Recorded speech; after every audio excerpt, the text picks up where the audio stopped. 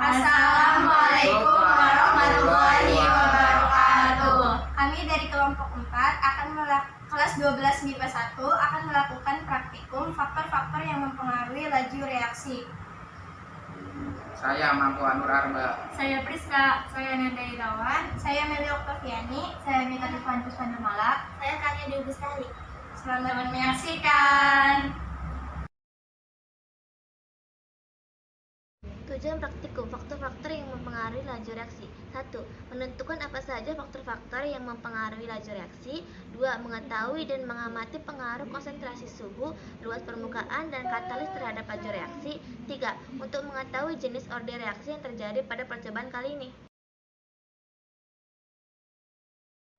Laju reaksi itu sendiri merupakan berkurangnya konsentrasi reaksi. Laju memiliki kaitan dengan waktu. Nah, apabila waktu yang dibutuhkan itu singkat, maka lajunya besar. Sebaliknya, kalau waktu yang dibutuhkan itu panjang, maka laju tersebut kecil. Artinya, laju berbanding terbalik dengan waktu. Dalam laju reaksi, umumnya penyebutan satuan dinyatakan dengan mol per liter, atau yang disebut juga dengan molaritas. Molaritas itu sendiri ialah ukuran yang menyatakan banyak mol zat terlarut dalam 1 liter larutannya.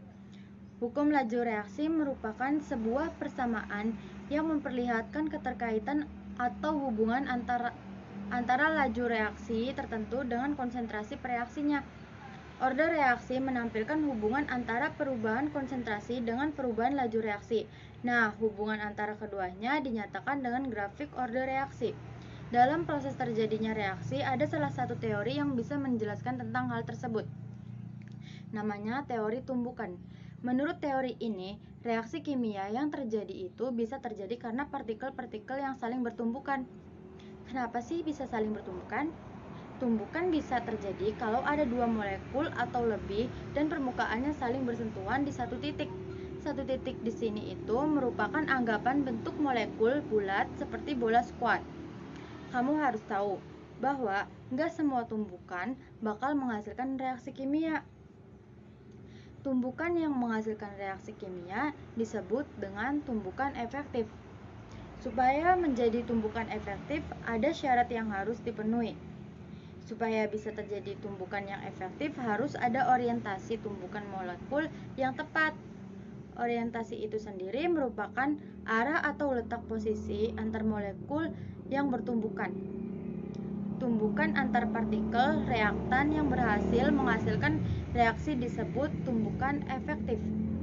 Energi minimum yang harus dimiliki oleh partikel reaktan untuk bertumbukan efektif disebut energi aktivasi atau EA. Persamaan laju reaksi juga dapat dikaitkan dengan laju perubahan konsentrasi suatu reaktan, sehingga dapat ditulis sebagai berikut. Pada reaksi A tambah B menghasilkan C tambah D. Nilai persamaan laju reaksi sebagai berikut. V sama dengan K dalam kurung A pangkat X tambah dalam kurung B pangkat Y, di mana K sebagai konstanta atau tetapan laju reaksi, X sebagai orde atau tingkat reaksi terhadap A, Y sebagai orde atau tingkat reaksi terhadap B, X sama dengan Y, yaitu orde reaksi total. Ada balon, aqua, botol, CDR, aqua gelas, cuka, pemutih, klip, baking soda, sendok plastik, air panas, dan botol. Air panas, air dingin, air normal.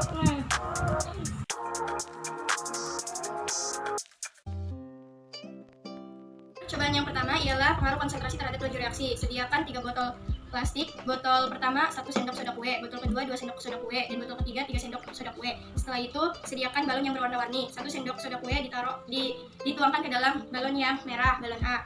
Lalu 2 sendok soda kue, balon yang hijau, dan 3 sendok soda kue, balon yang biru. Setelah itu, tuangkan cuka dengan volume yang sama ke dalam ketiga botol tersebut.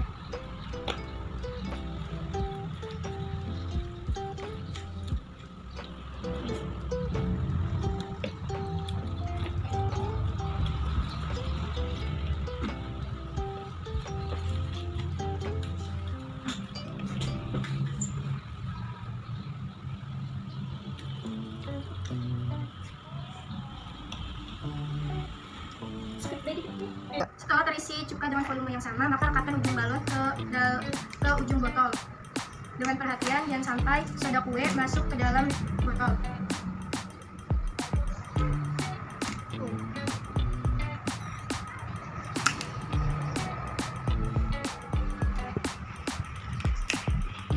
Setelah terpasang seperti ini, maka langkah selanjutnya tuangkan secara bersama-sama ketiga balon tersebut dan hitunglah dengan menggunakan stopwatch.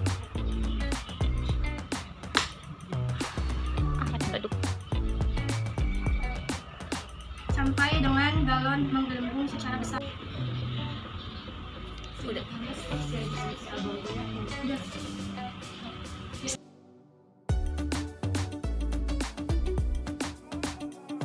Cobaan yang kedua, mengetahui atau membuktikan pengaruh luas permukaan terhadap laju reaksi. Kita sediakan 3 gelas yang berisi air dengan volume yang sama. Lalu sediakan 3 tablet CDR, tetapi yang pertama tablet ditumbuk secara halus, yang kedua dibiarkan secara utuh, lalu yang ketiga dipotong-potong menjadi 3 atau 4 bagian. Setelah itu kita sediakan stopwatch untuk menghitung kecepatan waktu antara tablet bereaksi dengan air. Yang pertama 1000 tablet yang sudah menjadi 1000.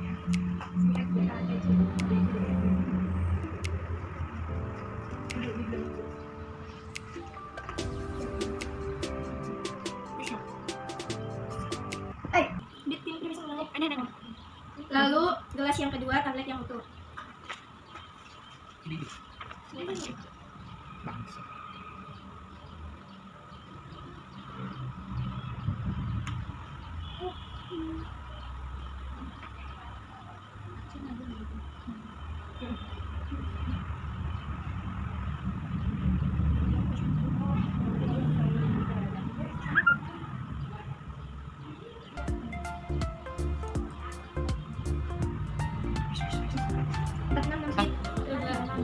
Lalu gelas yang terakhir dengan CDR yang dibagi.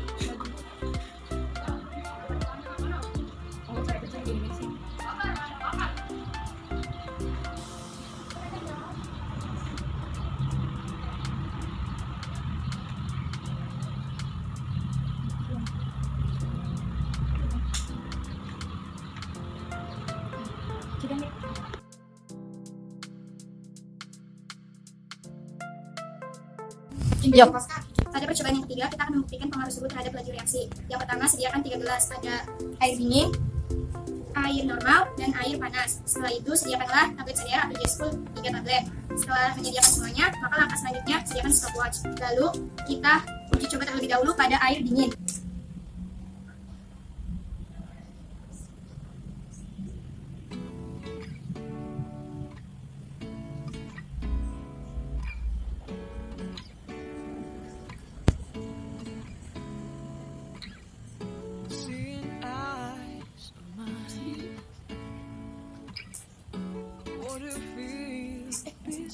Lalu pada air normal.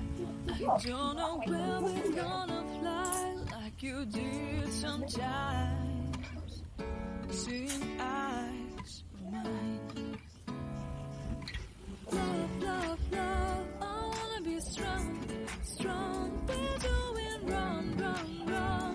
But I'll try to fix it.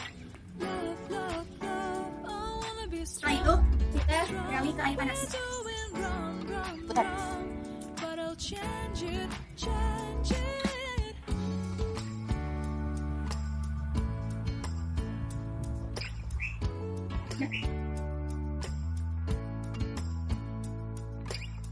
Cobaan yang keempat, kita akan membuktikan pengaruh katalis terhadap laju reaksi. Sediakan 3 gelas plastik. Yang pertama ada cuka plus pemutih. Yang kedua ada cuka. Yang ketiga ada pemutih. Lalu setelah itu kita tuangkan pemutih ke dalam aqua gelas yang pertama dengan perbandingan 30/30. Lalu kita masukkan cuka ke dalam aqua plastik yang pertama, gelas plastik yang pertama.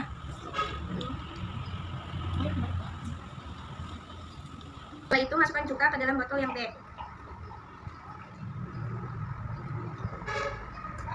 Dan masukkan pemutih ke aqua gelas yang C.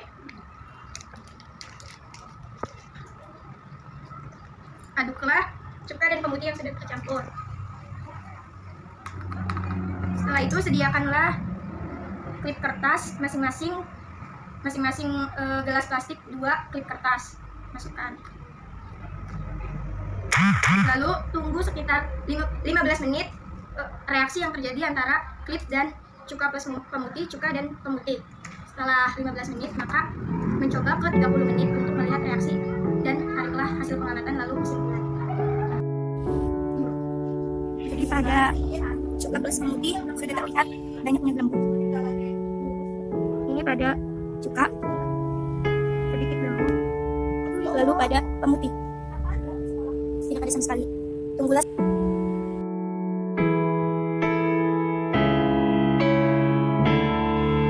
Hasil pengamatan dari praktek tersebut kita dapat mengamati yaitu 1 sendok kue soda kue dengan waktu 33 detik, 2 sendok soda kue dengan waktu 49 detik, 3 sendok soda kue dengan waktu 50 detik.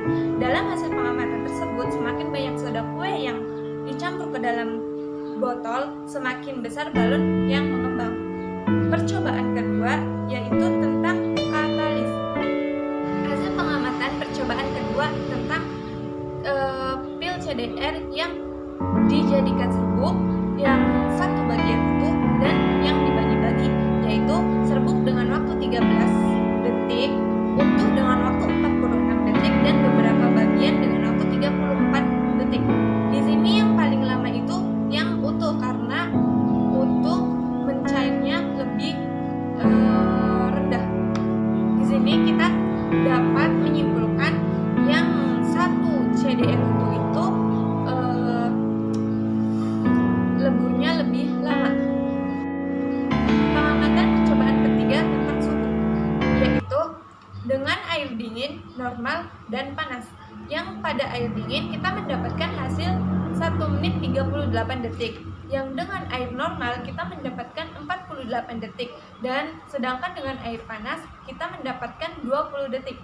Hasil pengamatan CDR ini akan lebih cepat melebur pada air yang panas. Hasil pengamatan percobaan keempat tentang pengaruh katalis, yaitu yang lebih cepat bereaksi pada penjepit kertas, yaitu pada cairan cuka yang ditambahkan dengan pemutih. Laju reaksi adalah perubahan konsentrasi reaktan atau produk per satuan waktu. Besaran laju reaksi dilihat dari ukuran cepat lambatnya suatu reaksi kimia. Laju reaksi mempunyai satuan meter per sekon atau molar per detik. Laju reaksi atau kecepatan reaksi menyatakan bahwa banyaknya reaksi kimia yang berlangsung per satuan waktu. Laju reaksi menyatakan molaritas zat terlarut dalam reaksi yang dihasilkan tiap detik reaksi. Perkaratan besi merupakan contoh reaksi yang lama, membutuhkan waktu selama beberapa tahun, sedangkan peledakan mesiu atau reaksi kembang api adalah contoh reaksi yang cepat.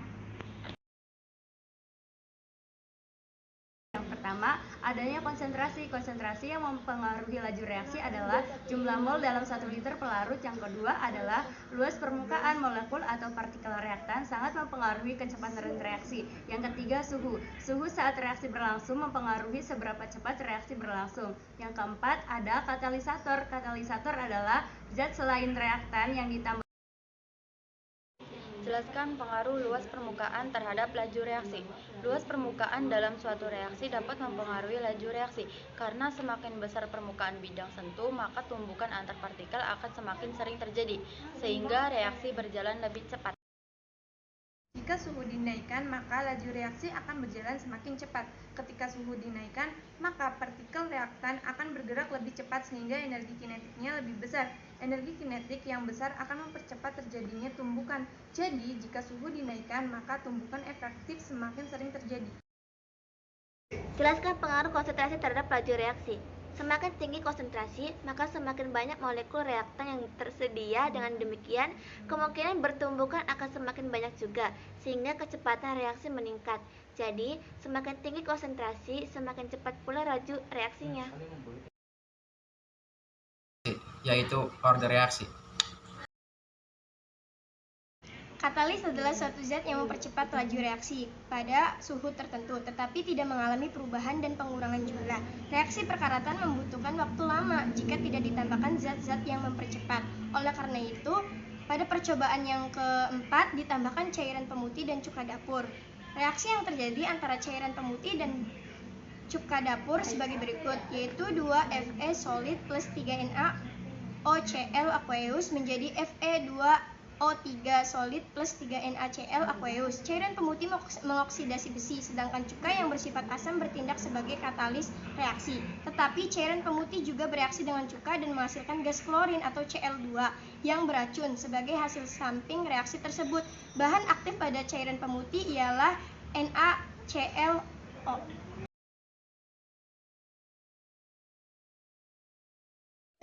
Kesimpulan pengaruh konsentrasi. Besar kecilnya balon yang mengembang bergantung pada besar kecilnya takaran soda kue yang dicampurkan. Semakin besar takaran, maka balon yang mengembang semakin besar. Reaksi tersebut dapat dirumuskan menjadi CH3COOH aqueous ditambah NaHCO3 aqueous menjadi CH3COOH aqueous ditambah H2O liquid ditambah CO2 gas. Kesimpulan luas permukaan, semakin luas penampangnya, maka semakin cepat pun larutannya. Kesimpulan suhu, kenaikan suhu menyebabkan meningkatnya energi kinetik dan membuat partikel akan bergerak lebih cepat. Hal ini dibuktikan bahwa pelarutan biasa paling cepat terjadi pada air dengan suhu tertinggi. Kesimpulan katalis dapat disimpulkan bahwa katalis mempengaruhi laju reaksi. Dalam hal ini, katalis menurunkan energi aktivasi sehingga reaksi dapat dengan mudah terjadi.